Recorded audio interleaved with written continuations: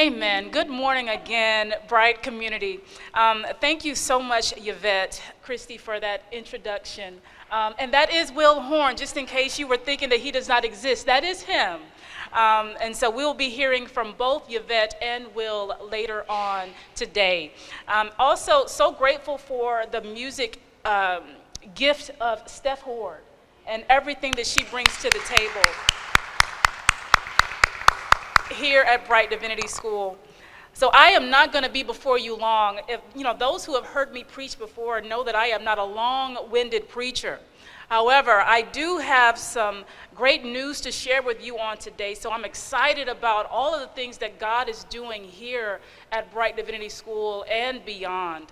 I'm also excited about everything that God is doing within each of you. So you have the scripture in your program, and I won't read the entire piece. However, I will lift up the last verse for your hearing. In Joshua chapter 1, verse 9, God says to Joshua, "Have I not commanded you? Be strong and courageous. Do not be frightened and do not be dismayed, for the Lord your God is with you wherever you go." So I said earlier that a few of us went to Atlanta, Georgia, and we attended the Samuel DeWitt Proctor Conference. The conference is one of the largest gatherings of its kind. And preachers, thought leaders, innovators, people from all range of disciplines come together to be inspired and empowered. It is a huge family reunion of sorts, as I saw people who I hadn't seen in probably about 7 or 8 years. So it was a really, really great occasion. This year's theme was Where Future Meets Legacy, Theoethics, African Spirituality, and Afrofuturism. It invited us to consider a future that is informed by the past, but created with intentionality.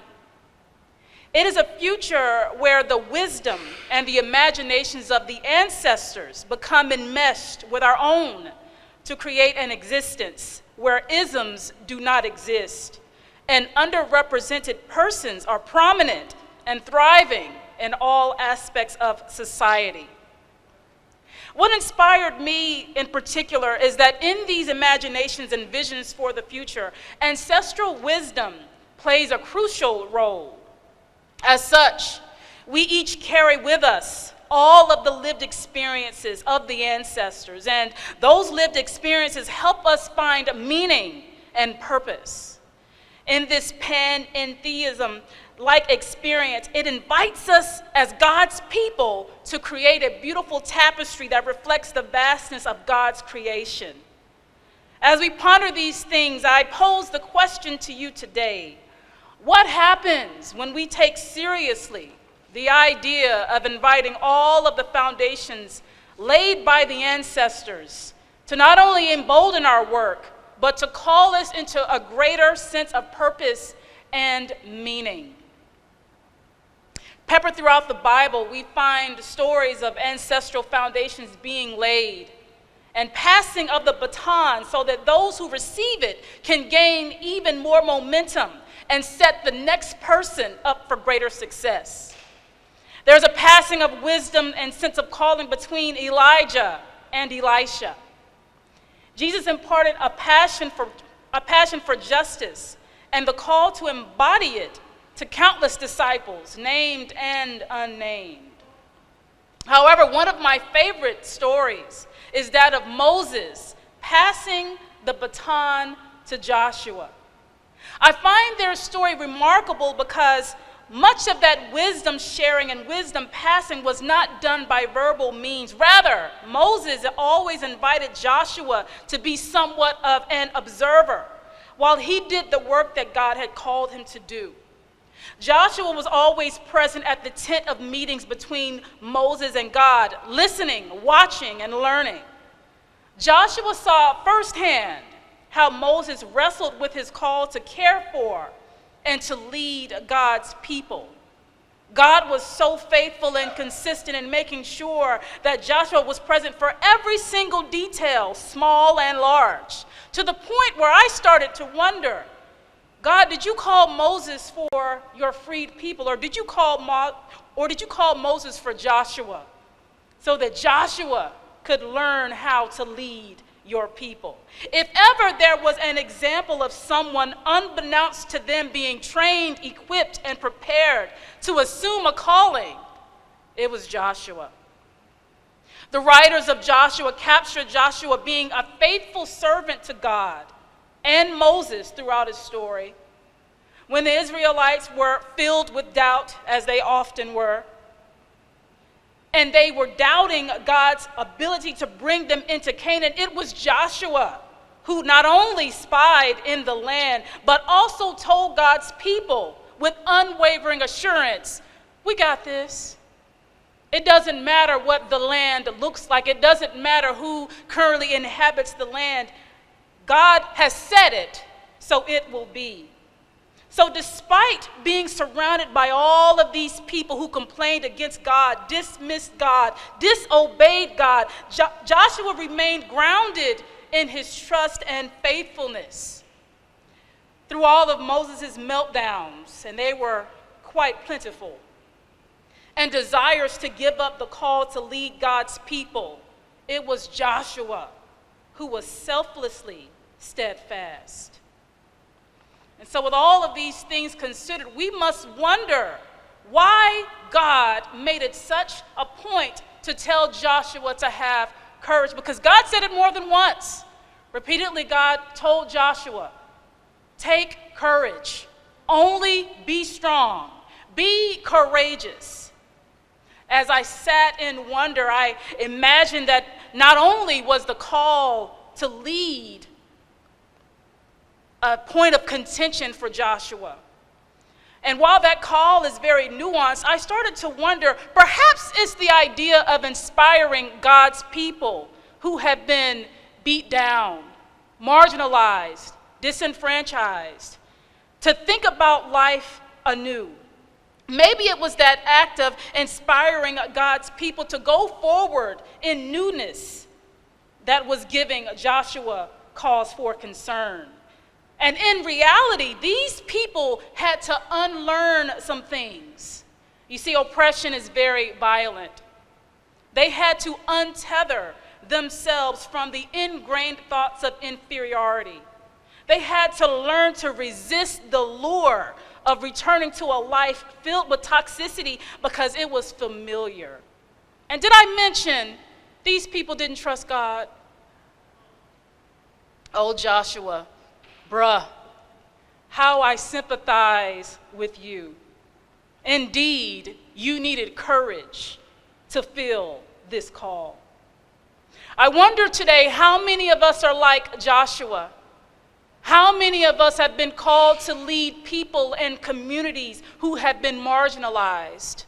How many of us have been called to serve people and communities who have been filled with anger, with rage, because of what happens on a daily basis to their bodies? How many of us recognize that there is a call within us to bring forth a new existence in uncharted territory? How many of us recognize that that call is filled with uncertainty, yet God said, go. God said, I have commissioned you, so I need you to be courageous. In this season, I cannot anticipate a better time to embrace a commission such as that. Our world yearns for voices, energy, and passion bent on bringing forth newness. Our world yearns for bold visionaries who do not accept the status quo of isms, but stand on God's faithfulness and love-filled promises to be with us even in new territory. This world cries out for thought leaders who are not only inspired, but filled with zeal for serving God's people, and who will say yes despite the obstacles in front of them. If you're wrestling right now with how and where to start living into this call, look to Joshua for an example. Joshua teaches us that God has a way of positioning people, positioning us, so that we are prepared for our life's callings. God has a way of putting us in places to prepare, to equip, to train us for the work ahead. We might not have understood at the time why we were in places, around people, experiencing situations, but I am willing to bet that God will use every single thing to our advantage. I'm willing to bet and be assured and trust that God has always been strategic about putting us around people who will mentor us, uplift us, encourage us, inspire us, and teach us, so that when it's our turn to say yes to the call, we can do so boldly. Like Joshua, we have been a fly on the wall at a tent of meeting. We might not have known at the time, but God was working behind the scenes to make sure that we had a clear path ahead. There is a baton of sorts being passed to you and me that we need to recognize that God has already planned for. All of the ancestors that have come before us are passing that baton to us. As I stand here today, I'm excited because it's Women's History Month. And in Women's History Month, I'm going to take the liberty to celebrate so many of the women who have come before me and whose shoulders I stand on today. These women were filled with courage, and God told them, go ahead and be filled. I imagine God sitting down and telling Harriet Tubman, have courage and lead God's people out of slavery. I can hear God telling Madam C.J. Walker to have courage and be a self-made millionaire. I can hear God telling Shirley Chisholm to have the courage to run for and be elected to Congress. I can imagine and hear God whispering to Mae Jemison to have the courage to go into space. I can hear God whispering to Kamala Harris, telling her to courageously lead as our vice president. I hear God telling Ketanji Brown Jackson to be courageous in her service as a Supreme Court justice. I hear God saying, Aretha Flucker, be courageous in your work and go forward. See, God is not done calling people into these situations where courage is required. God has been God a long time, and God is going to keep on doing God's work. It's up to us to say, yes, God, I will be courageous. I will go forward. Right now, there is someone waiting to pass wisdom and experience onto you so that you can do even greater work than them. There is someone waiting to pass the baton to you. If I can take a moment to think about the imagery of what it looks like to pass a baton. You see, I'm a runner, and I'm a former track runner. It was many moons ago. However, I ran the 4-lay race. And in that, there are 4 people, as you know, and each one must run and pass the baton on to the next person. But there's strategy behind it. As the first person runs, that person builds up momentum, so that way, when they get ready to pass that baton on to the second person, that person has a good foundation laid ahead of them. But that second person is not without responsibility. That second person needs to look behind them, see the person coming, and start running in anticipation for that baton reaching their hand. When they get that baton, they should be in a full stride ahead so that they can set that third person up for success. That third person should have already started running and reaching behind them to catch that baton. You see, it goes on and on and on. And there are people who have been running for us. There are people who have had that baton waiting to pass it on to us. Are we going to say, yes, I'll accept it? Yes, I know that this call that I have is filled with obstacles, but I know that the ancestors have done it. I know that other people before me have done it. So I ask today, How are we allowing wisdom and vision for a new reality to inspire the work that we are doing and will do? Do we feel ancestral wisdom and guidance urging us to embrace God's commission for us to be prophetic change agents in the world? Can we wonder more deeply about Joshua's acceptance to answer the call, to take that baton from Moses? Despite the challenges that will undoubtedly come, will you remember that just as ancestors and Joshua served a faithful God, we also serve a tried and true God?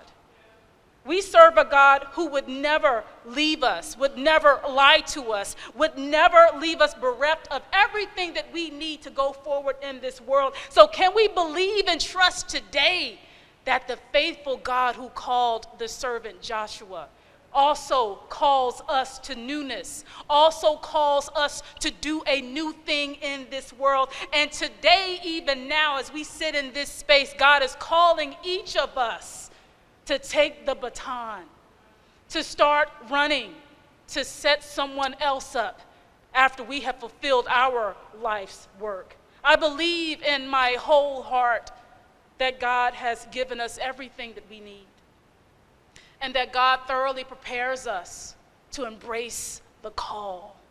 I have too many examples. You heard too many names today of those who have said yes to the call, to doubt it. Therefore, I tell you, Brite Divinity School, go forward in courage and fulfill God's call. Ashe.